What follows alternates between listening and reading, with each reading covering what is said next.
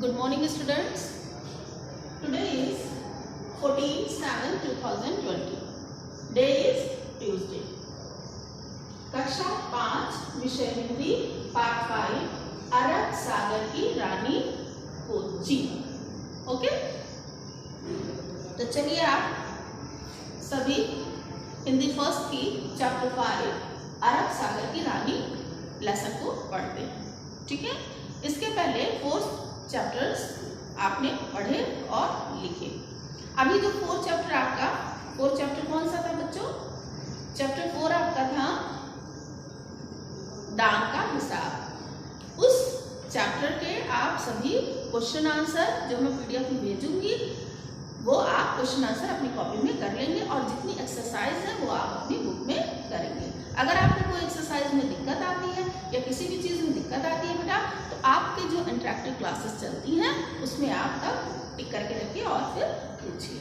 Okay, चलिए तो शुरू करते हैं हम अपना चैप्टर 5 अरब सागर की रानी कोच्चि। प्रिय मित्र राजेश, सप्रेम नमस्कार। आशा है तुम सकुशल होगे। अभी हाल में केरल के प्रमुख शहर कोच्चि का भ्रमण कर लौटा हूँ। अपने उस अविस्मरणीय यात्रा के अनुभव तुम्हें लिख रहा हूँ।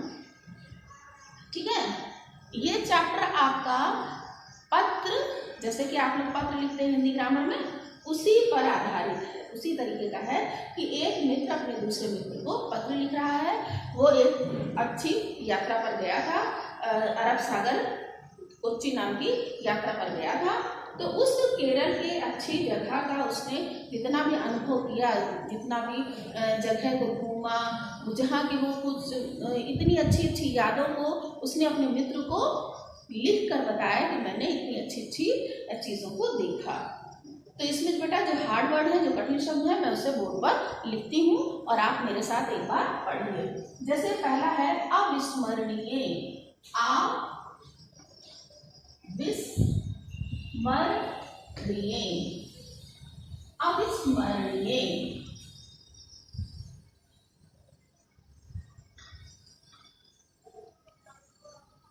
अविस्मरणीय, सॉरी बेटा,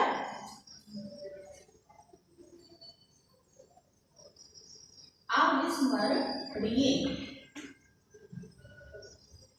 अविस्मरणीय, अविस्मरणीय का मतलब क्या होता है? पहले सब बच्चे बोलिए, क्या है ये? अविस्मरणीय। इसका मतलब क्या होता है? ना भूलने वाला, जिसे कि भूला ना जा सके वो। तो अविस्मरणीय यात्रा के अनुभव तुम्हें लिख रहा हूँ। मतलब वो केरल शहर में जो गया, भ्रमण किया उसने। भ्रमण मीन्स यात्रा, घूमना। तो उसने अपनी उस अविस्मरणीय यात्रा का अनुभव अपने मित्र को लिखा। हम दिल्ली से विमान में सवार होकर कोच्चि पहुंचे। वहां पहुंचकर हम एक होटल में ठहर गए। पहले दिन हम सबसे पहले फोर्ट कोच्चि बीच घूमने गए। फोर्ट कोच्चि बीच। फोर्ट कोच्चि क्या है? ये बीच है। बीच का मतलब होता है सागर का किनारा। तो उस किनारा वहां पर घूमने गए। केरल की भाषा मलयालम है। सभी जानते हैं कि केरल की कौन सी भाषा है? मलयालम है। इसलिए हमने गाइड की व्यवस्था की थी जो अंग्रेजी में बातचीत कर सकता था। अब एक कठिन शब्द क्या है? व्यवस्था। कठिन शब्द क्या है? व्यवस्था। बेटा आप लोग जब भी अपना लेसन स्टार्ट करें तो सबसे पहले उसमें चैप्टर का नेम, डेट वगैरह डालने के बाद कठिन शब्द डालें। और उस कठिन शब्द में जो आपकी बुक में रेड पेन से जितने भी शब्द लिखे हुए हैं उन शब्दों को लाइन से कठिन शब्द में उतार लें। ठीक है, तो ये सारे शब्द जो हैं ये कठिन शब्द के रूप में, इसे आप कॉपी में लिख लेंगे। तो एक ऐसा गाइड समझते हैं ना? गाइड का मतलब होता है जो कि, जैसे हम लोग हर जगह के बारे में तो अच्छे से नहीं जानते, लेकिन जो गाइड होता है वो हमको उस जगह के बारे में पूरी चीजें अच्छे से समझाता होता है कि यहाँ पर ये कब बना, किस सन में बना, किसने बनवाया, उसकी सारी चीज़ें, सारी डिटेल गाइड को पता होती हैं, सारे रास्ते पता होते हैं। तो फिर वो गाइड हमको हर चीज़ को घूमने में और समझने में मदद करता है। तो गाइड की व्यवस्था इन लोगों ने कर ली थी, जिससे कि अंग्रेजी आती थी। फोर्ट कोच्चि बीच का दृश्य देखकर मन प्रसन्न हो उठा। विशाल समुद्र तट पर खड़े होकर बड़े बड़े जहाजों को इधर उधर आते जाते देख मुझे बहुत आनंद आया। तो वो इधर इतना बड़ा समुद्र तट था, तट मीन्स किनारा, तो जो समुद्र था उसका जो तट था वो भी तो बहुत विशाल था। तो वहां पर एक से बड़े बड़े जहाज आ रहे थे, उन जहाजों को देखकर उसका मन बहुत ही खुश हो रहा था। फिर वहां हमने बहुत सारे पुराने प्रचलित चाइनीज फिशिंग नेट भी देखा। Chinese fishing net, Chinese fishing net, Chinese fishing net.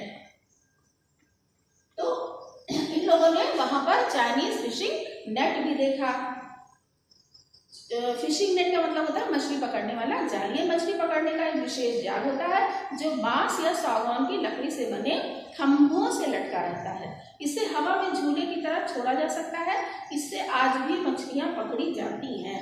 ये बहुत बड़े बड़े जाल होते हैं जिनके अंदर बहुत ज्यादा मात्रा में मछली पकड़ ली जाती है, और ये बहुत पुराने समय से इसका इस्तेमाल हो रहा है और आज भी हो रहा है। फोर्ट कोच्चि बीच के निकट ही मट्टनचेरी महल देखा। मट्टनचेरी, माँ टा के नीचे हलंत, दूसरा टा, फिर ना, मट्टनचेरी। मट्टनचेरी क्या है? महल का नाम है। मट्टनचेरी महल को देखा। तो उन लोगों ने मट्टनचेरी महल को देखा। इसे डच महल भी कहा जाता है। महल में हमने कई कलात्मक चीजें देखी। कलात्मक का मतलब होता है आर्टिस्ट, जैसे आर्ट जो कला जो बनी होती है, चित्र जो बने होते हैं दीवारों पर और नक्काशियां जो होती हैं उसको करनी है, तो कलात्मक। बहुत से सुंदर कलात्मक चीजें देखी। फोर्ट कोच्चि के समीप हमने सेंट फ्रांसिस चर्च देखा। फोर्ट कोच्चि बीच पर लहराते सागर का सौंदर्य देखते ही बनता है। हरी भरी झाड़ियों और नारियल के झूलते पेड़ों से समुद्र तट की सुंदरता और भी बढ़ जाती है। वहां हमने दक्षिण भारतीय व्यंजन इडली डोसा का आनंद उठाया। तो जो दक्षिण भारतीय सबसे फेमस व्यंजन कौन सा है? इडली और डोसा। वो तो आप लोगों को भी पसंद है, सभी को पसंद है, लेकिन वो वहां की विशेष चीज है। फिर हम एक अन्य समुद्र तट चिराई बीच गए। अभी ये लोग कौन से बीच पर थे? ये लोग सबसे पहले फोर्ट कोच्चि बीच पर थे। अब वो लोग कहाँ पर पहुंचे? अब वो लोग पहुंचे एक अन्य समुद्र तट पर, चिराई, जिसका नाम था चेराई। क्या नाम था? चेराई। चिराई बीच पर पहुंचे। ये भी एक बीच था। इस बीच पर ये लोग पहुंचे। एक सुंदर बीच है जिसकी प्राकृतिक सुंदरता देखकर मन आनंद से भर जाता है। चिराई बीच पर हमने गर्मा गर्म पज्जम पोरी का आनंद उठाया। ये भी केरल की एक विशेष रेसिपी है जिसका नाम है पज्जम पोरी। इसका भी इन्होंने आनंद उठाया, मतलब इसको भी खूब मन से खाया। पज्जम पोरी अधपके केले और मक्के के आटे या मैदे से बना पकौड़े जैसा स्वादिष्ट व्यंजन होता है। नारियल और खजूर के पेड़ों तथा केरल के पारंपरिक मकानों ने चिराई बीच को बहुत ही सुंदर बना दिया। पारंपरिक,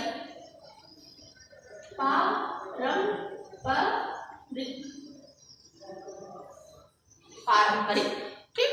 पारंपरिक का मतलब होता है जो उनके घर की अपनी विशेषता थी वो। तो उस केरल की एक पारंपरिक विशेषता पारंपरिक मकान होने की, मतलब वैसे मकान हमेशा से बनते चले आ रहे हैं। पारंपरिक मकानों ने चिराई बीच को बहुत ही सुंदर बना दिया। इतना मैंने बेटा आप लोगों को इंटरेक्टिव क्लास, जिन बच्चों ने अटेंड की होगी, इतना मैंने इंटरेक्टिव क्लास में भी बताया है। चलिए अब उसके आगे कंप्लीट कर देते हैं। चिराई बीच से चलकर हम जीव टाउन पहुंचे। जीव टाउन क्या है? एक जगह का नाम है। वहां जाकर हमने यहूदी लोगों के जीवन और रहन सहन को निकटता से देखा। यहूदियों का उपासना स्थल सिनेगाग भी देखा। यहूदियों का क्या देखा? उपासना स्थल। उपासना स्थल मीन्स पूजा का स्थान, मंदिर जैसे उपासना स्थल, उपासना स्थल। ठीक, तो उपासना स्थल भी देखा। कोच्चि में मट्टनचेरी, जिव स्ट्रीट और एमजी रोड खरीदारी के लिए प्रसिद्ध है। वहाँ जिव टाउन में हमने ताज़ा मसाले, चाय, कॉफ़ी, मुखौटे और पीतल की आकृतियाँ खरीदी। शाम के समय मरीन ड्राइव गए। समुद्र के किनारे बनी ये सड़क पर्यटकों को बहुत लुभाती है। रात के समय जगमगाती रोशनी में ये सड़क समुद्र की खूबसूरती में चार चांद लगाती है। तो जब शाम का समय होता है तो मरीन ड्राइव मतलब एक जगह है जहाँ पर लोग टहलने घूमने जाते हैं। सड़क है जहाँ पर लोग काफ़ी लंबी ड्राइविंग करते हैं खूब। तो पर्यटक जो होते हैं, पर्यटक मीन्स यात्रीगण, तो वो लोग जब वहाँ पहुँचते हैं तो इतनी सुंदर लाइटिंग होती है उस सड़क पर, ये बहुत ही सुंदर खूबसूरत लगता है। बल्कि जो समुद्र तट के किनारे बीचों बीच में जो सड़क बनी हुई है और उस पर जब इतनी लाइटिंग होती है तो बिल्कुल जैसे लगता है कि चार चांद लग रहे हैं। सड़क पर जगमगाती रोशनियाँ बिल्कुल चार चांद लगाती हैं। मरीन ड्राइव के आसपास का क्षेत्र अत्यधिक खूबसूरत है।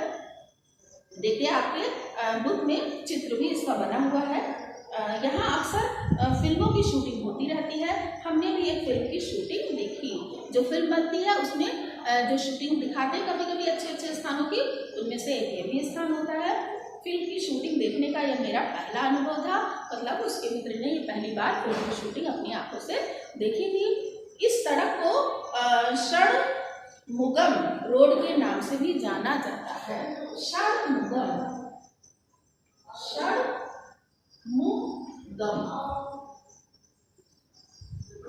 षणमुगम रोड के नाम से जाना जाता है।